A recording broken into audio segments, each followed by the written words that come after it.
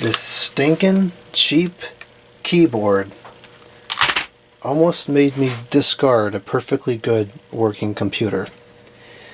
This is a Dell Optiplex GX280. This is one of the ones that went under in the flood, and I really wanted it to work because I think these are really cool. And I powered everything on.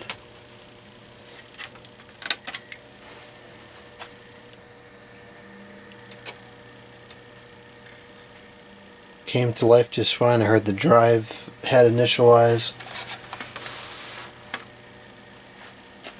And this is on the wrong input here. Let's correct that.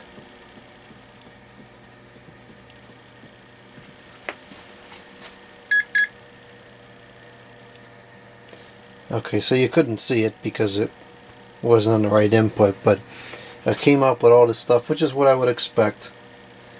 And well, now it says keyboard failure. It wasn't saying keyboard failure before. So I'm sitting here hitting F1. I said, ah, geez, the board is shot. It's not responding to anything. And then I was looking a little bit closer. These lights are kind of hard to see anyways. I wasn't seeing the lights on there. So I says, maybe the keyboard is spoiled, because the mouse has got a light on there, so the USB port is working. And it is plugged in here. I mean, the thing says keyboard failure. It's telling us exactly what the problem is now. So I put that aside. I got this Dell keyboard is beat up and filthy. This also went under in the flood. I plug it in. Goes right through. So this stupid keyboard has failed. Now, I never liked this keyboard. It came with something that was free. It didn't come with something that was free. It came with something I bought, and this seller just put this in for free. And it came with this mouse too. It was a set. The mouse is okay, but the keyboard is just awful.